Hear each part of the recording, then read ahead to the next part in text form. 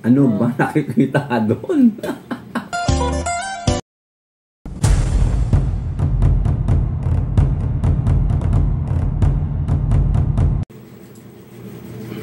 Mga pre-chef, andito si Tambo. Ito, kinukuha ko yung itlog. Ibabaw ko sa kanin. Hindi na namin nilaga. Lagay ko muna dito, mga pre-chef. O, ayan yung itlog. Tigisa kami. O, diba? Ayun, may ginagawa si Tambo. Ako ng sili. Olay. Ito yung kanin namin. Bilisan po Tambo. At manunod pa tayo ng TV. Yan po tayo ng TV. Yes. Kukunin ko lang yung sili. Para kung pagana.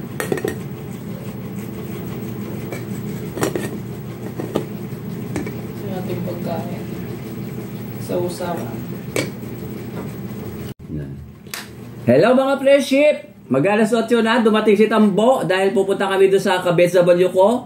Punta kami doon sa patay, namatay ang asawa niya. Ito ang ulam namin.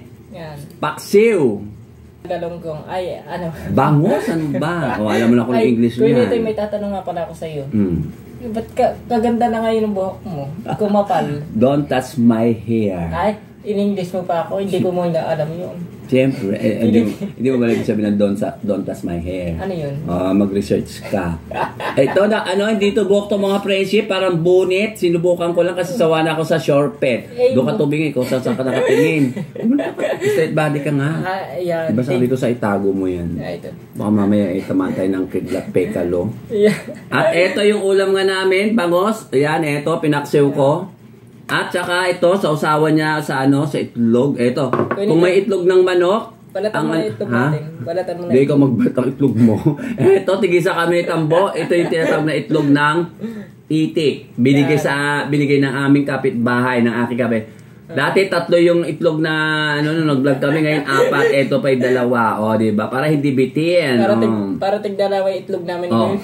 Tig-dalawa tayo. Hawakan mo. Ito luto, ito hilaw pa. Yan. Hindi ka na nataka na rin. Gusto mo hawakan? Huwag na ko init. Hawakan mo lang, ate mo. Hawakan mo lang. Ering itlog ko, 2. Yung tangan. Hilaw yan, hilaw. Ito, luto mga friendship. Yan. Kunito, gumalaw. Wala mo nagagalaw. Gumalaw yung sandok. Wala mo nagagalaw. Ganon? Ayaw mo siya. Gumalaw siya ng gumalaw. Bagay ba sa akin to? Aling ko yun ito? Ito? Okay nito eh. Bagay? Natutuwa ako mga kaprinsip kay Queen ito. Lumabong na yung buhok niya. Diba? Patagalan tayo hawat ng tig-2 itlog tayo. Tatagal ka? Okay nito eh. Ay ako, hindi ako tatagal. Itlog na to Queen ito eh. Para maging 4 yung itlog natin. Dati 3, ngayon 4. Ngayon tayo mag-aaway sa 4. Ayan, mga kapresip. Mga kapresip, kain nga po pala tayo. Shoutout nga po pala kay Ma'am Juby, kay Sir Glenn. Tapos kay Ma'am Ma'am Ethel, siya kay Sir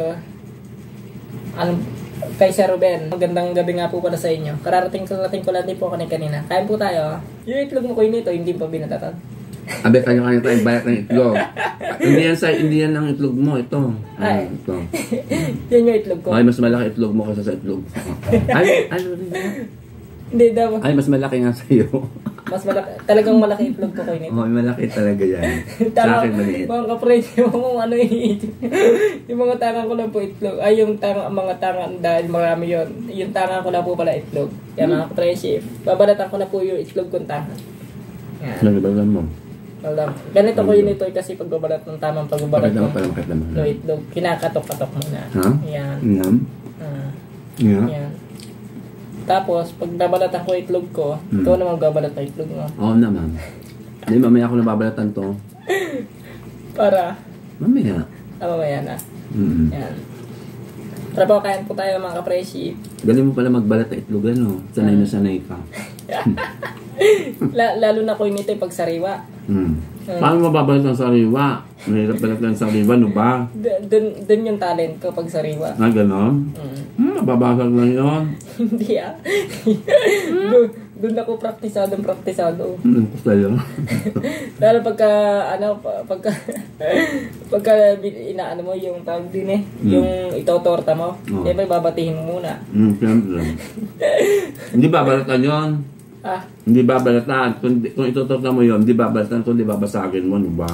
babasagin. De, ano yung kuy nito, basag na itlog mo. So, siyempre, ako talaga. Sanay ako.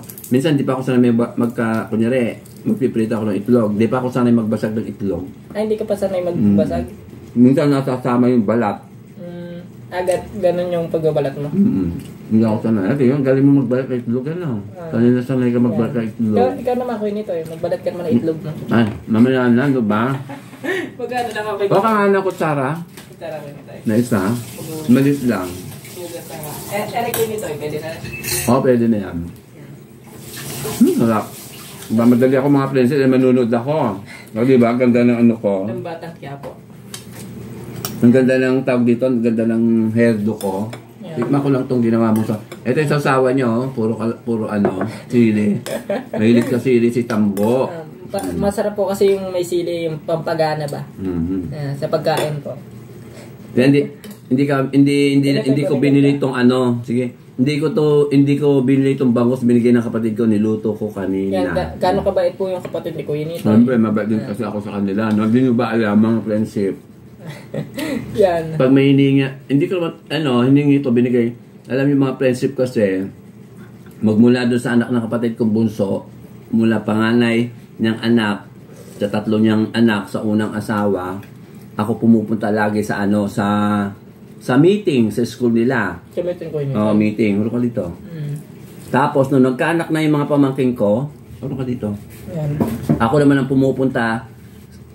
ulit pumupunta sa mga meeting ng mga apo ko sa pamangkin. O, diba? Lalo na ngayon, Kuya nito. Walang katapos ang pag-ating ko ng meeting. Sa meeting ko yun. Baka po nyo, matin ako ng meeting eh.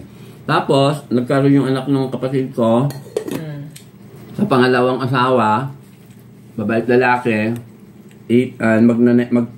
magto-20 na yung panganay. Ako din ang nun. 20. Ako din ang umati ng meeting nila. Hanggang ngayon, yung bunso, pinakabunso, yung anak ng kapatid ko sa pangalawang asawa, ako din umatin. Lahat ng apo ko ako. Ng mga anak niya ako ng ako, di ba? Kasi kaya yan po mga ka-friendship kasi pag nag-Kuya nito, nung Siyempre, wala naman ako may tutulong sa mga pamangking ko, apo ko, kundi ang... Kasipagan ng Oo, yung pag-utusan ako, din ba alam, mga friendship. Yan. Ako din nagturo, yung mga pamangking ko nung una, tsaka yung dalawang, yung apo kong isa, tsaka yung pamangking ko, yun. Halos tinuturuan ko siya, 2 years old pa, tinuturuan ko sila magsulat. Tsaka halimbawa ko nito, mag-aaral ako, tuturuan mo rin ako. Oo naman, ngayon pa, gusto ko turuan kita. Ano ituturo? Ano gusto mo? Talaga bagay ba itong ko? Hairdo ko? Ay, ba't pinagtatawalan mo ako? Hairdo ka mo, hindi ko na alam ano hairdo. Hairdo? Di mo alam? Tayong buhok. Oo. Tayong balayo. Hairdo. May dumo. Pinagtatawalan mo ako. Hindi, ibig sabihin, masaya lang ako, di ba? Nagkita na naman tayo, di ba? Tsaka masarap yung luto mo ng bangus. Uto ko na naman. Di ba mga ka-friendship, sabi ko nga sa kanya, kung may pera siya, magnegosyo ng restaurant. Baka buong baril, dayuhin siya. Ay, nako. Sarap. Ano lang, natuto na ako, tsamba-tsamba lang sa mga friendship. Kung mo nga nung natigil ako sa pagpe-picture, nanay ko, sabi ko ako na magluto. Kaya yun, natuto ako magluto. Pero hindi ako talaga marunong magluto. Kaya yung mga friendship, sabi naman ni Gwen ito, tsamba-tsamba lang naman daw. Oo naman. O, diba? Pero itong mga ka-friendship, natsambahan ko itlog. Dahil meron dito. Itik. Ito ko nito. Di ba yung natin ng itlog ng manok? Ngayon naman itlog ng itik. Shoutout nga po pala kayo, Jess. Yan, Jess de la Cruz. Tapos doon sa kaibigan ko noon, Jess de la Cruz Bonilla. Doon nga pala sa pamilya noon. Ganito magbalat ng itlog. Matagal ako magbalat ng itlog, mga friendship. Yan, mga ka-friendship Silio. Matagal ako magbalat ka ako ng itlog. Hindi kasi ako sanay magbalat ng itlog. Magbasag ng itlog pagka magpiprito ako madali. Yung bang kukunin mo titas, gaganunin mo. Ang daling sandali. Pero pagkabalat, ayan. Siyempre kung dito, pwede ka pang sumayaw doon. Pagka... Ayan, okay naman pala. Madali mabalatan to. Hindi siya nakakapit sa balat. Alam ba ko yun ito, kaya masarap yung niluluto ko itlog.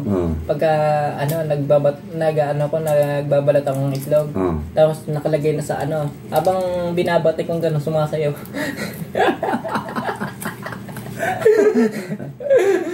Eh, ba't sumasayaw ka? Hindi, para bang may sounds lang, para may kanta. May kanta. Para maaliw-aliw ka. Para nung inaaliw mo. O, di sabayan mo ng kembot. Kaya, ginaganon gano'n. O, di ba? O, Yan. sarap kumain ng itlog. Sarap ng pagkakagawa ng sausawan ni Queen ito eh. Yan, sinasaw ko itlog kung kinakain. Gusto mo kumain ako, mag-alas 8 na. Mamaya nga po pala, pupunta pa kami rin sa Sa Tigok. Gabi SW ni Queen ito yung namatay yung asawa. Sa Tigok, China. Sa China pa tayo pupunta. Tuloy ko yung kwento ko. Kaya pagka may pagkukuha ko ng pagkain ko doon sa kapatid ko, yun, hindi sila nagre-reklamong kumukuha ko ng pagkain. Binibigyan naman talaga ako. Mas pinuumpa. Kaya mapakabait ni Ate Malo. Ako yung mabait niya. Saka yung mga pamangkin ko. Saka yung mga pamangkin mo. Kung hindi sila mabait, kung hindi ka mabait, hindi rin sila babait sa iyo. Yeah. Kaya nga mga prinsip, ang tulong ko lang sa mga pamangkin kapo ko, yung sipag ko lang, wala akong may tulong na material. Yeah. Kaya nga wala akong may tulong na pera sa kanila, pero inutusan ako, go, punta agad ako. Kaya nga kung nito ako po mag-aasawa ko. Ang sabihin ko sa asawa ko, hindi man kapot na mabigyan ng magandang buhay, magandang lahat may bibigay. Kapal. Magandang ano? Lahi. Lahi? Putis porcelana. Ano may ibig sabihin ng porcelana? Ano yung kwento eh? O, tingnan mo. May sabi ko sa iyo eh. Sabi ka ng sabi. Kung ano yung porcelana, di mo pala alam. Natinig ako ko nito eh.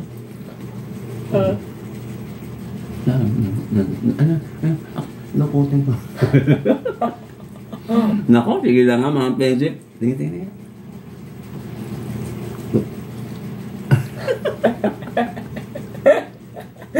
O sige na mga prinsip, kakain na muna kami. Mag-alas 8 na.